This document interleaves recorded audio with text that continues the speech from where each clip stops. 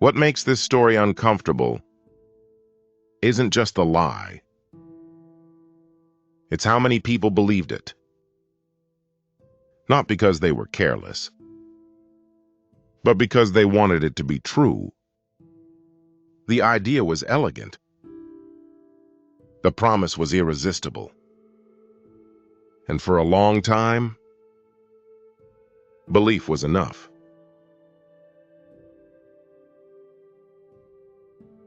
Most fraud stories are easy to explain in hindsight. But Theranos didn't look like a scam. It looked like a breakthrough. A company that claimed it could run hundreds of medical tests using just a single drop of blood, faster, cheaper, less painful. Investors believed it. Major corporations partnered with it. Government agencies took interest. And some of the most powerful people in the world publicly supported it. For years, Theranos wasn't treated like a company that needed to prove itself. It was treated like a company that had already won. This is not a story about one lie or one dishonest person. It's a story about how confidence replaced verification, how authority silenced doubt, and how an idea that sounded too important to fail was allowed to operate without being fully questioned. This documentary examines how Theranos rose, how its claims went unchallenged for so long, and how an entire system failed to ask the most basic question. Does this actually work? Theranos began with a simple claim: that modern medicine was slow, expensive, and unnecessarily painful. Routine blood tests often required appointments, trained staff, and invasive procedures that many patients avoided altogether. Theranos claimed that all of this could be changed. Instead of vials of blood drawn from a vein, the company said it could perform the same laboratory tests, using just a single drop of blood, collected from a simple finger stick. If true, the implications were enormous. Blood testing could become routine instead of intimidating. Results could arrive faster, sometimes within hours instead of days. And costs could drop dramatically for both patients and healthcare providers. For patients, the idea sounded revolutionary. For doctors, it promised easier access to data and more frequent testing. And for investors, it suggested disruption on a massive scale. A technology platform that could move from clinics to pharmacies and eventually into homes. At the center of the company was Elizabeth Holmes, a young founder who carefully shaped the image of a visionary innovator. She spoke confidently about changing healthcare and about building a future where blood testing was effortless and universal. Theranos positioned itself not just as a medical company, but as a technology company capable of redefining an entire industry. As the story spread, the company's valuation rose rapidly, reaching billions of dollars before most of its technology had been independently proven. Funding rounds closed quickly, often driven more by confidence and reputation than by technical verification. Media coverage followed the momentum. Articles praised the ambition and focused on the vision. Very few questioned the underlying details. Skepticism felt unnecessary, and in some cases unwelcome. The promise was powerful, because it offered something people deeply wanted to believe in. Theranos did not grow in isolation. It emerged within an ecosystem that rewarded bold claims and rapid growth. It grew inside an environment where confidence was often mistaken for competence, where certainty moved faster than verification. From the beginning, credibility became one of the company's most valuable assets, sometimes more valuable than the technology itself. not because the science had been fully proven, but because the story sounded inevitable. The people surrounding Theranos mattered as much as the product it claimed to build, and many of them carried enormous influence. The company assembled a board unlike most Silicon Valley startups. Its members were well-known, respected, and powerful. Former government officials, military leaders, and public figures joined early, names that commanded trust before any questions were asked. Many of them had little background in laboratory medicine or diagnostics, but their presence signaled authority. That authority sent a powerful message to the outside world. This company was being taken seriously.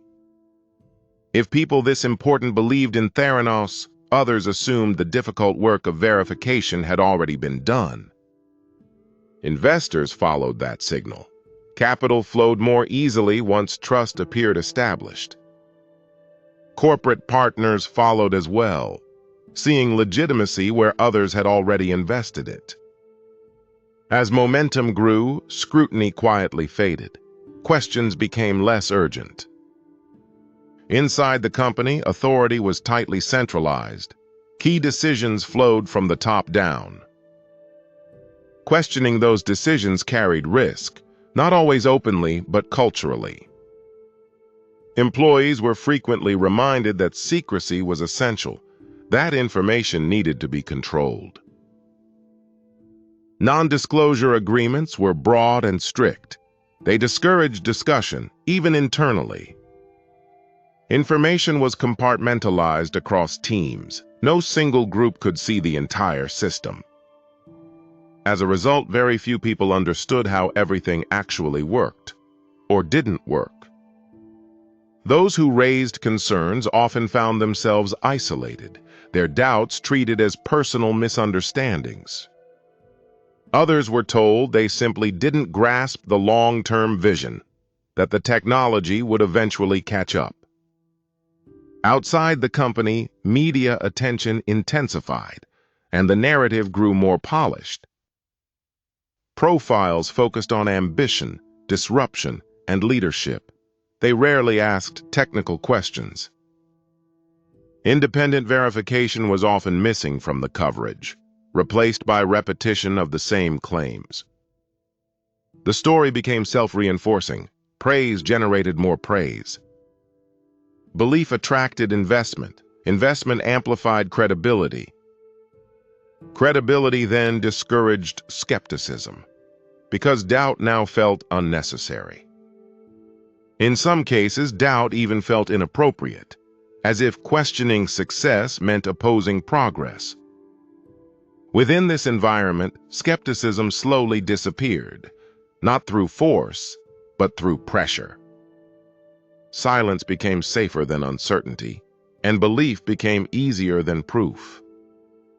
By this point, the belief machine was fully operational. It no longer depended on evidence. It sustained itself through reputation, authority, and momentum, and it kept moving forward. At the center of Theranos was a machine called Edison. It was presented as the key to everything.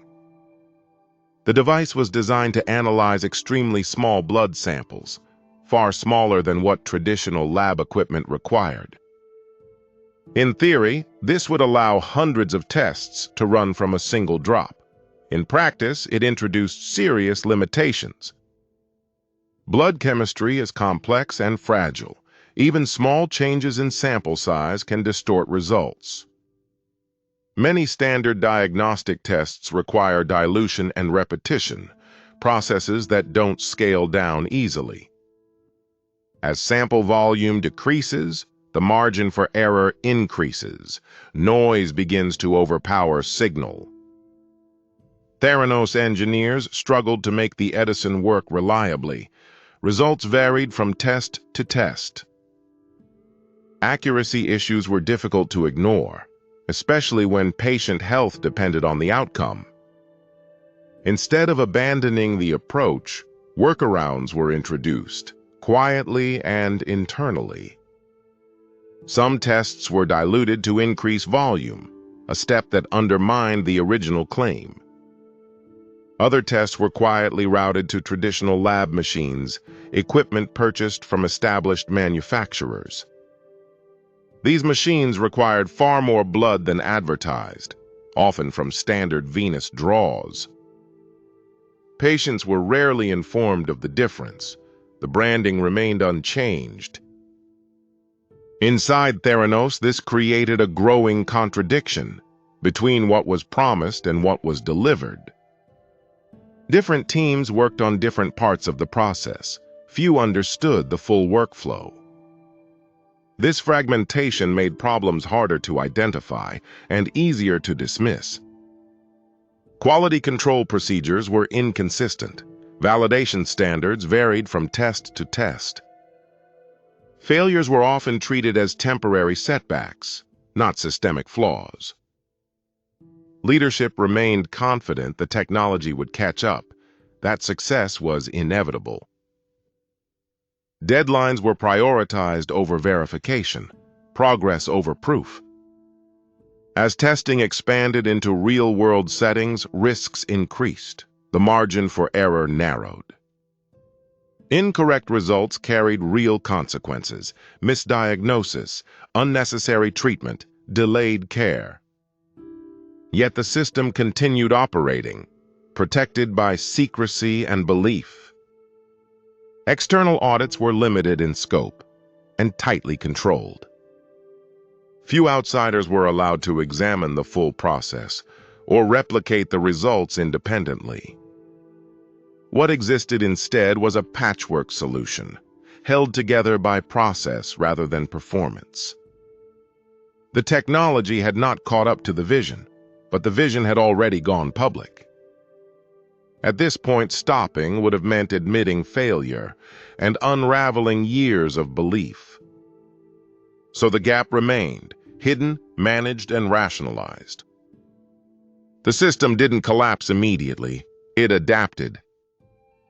But adaptation without validation only delays consequences. It doesn't prevent them. And eventually, the technology gap became impossible to ignore. For years, the system held together, not because it worked, but because it was rarely challenged in full. That stability began to crack when information leaked beyond the company's walls, slowly, and at first, quietly. The earliest warnings did not come from regulators or competitors. They came from people who had worked inside Theranos. Former employees began speaking out in private, sharing concerns they had once been afraid to raise publicly. They described a workplace where test results were inconsistent and where questioning leadership carried professional risk. Many of these accounts eventually reached a reporter at the Wall Street Journal. Journalist John Carreyrou began examining Theranos closely, approaching the story with skepticism rather than admiration. He focused on a simple question: could the technology actually perform as advertised?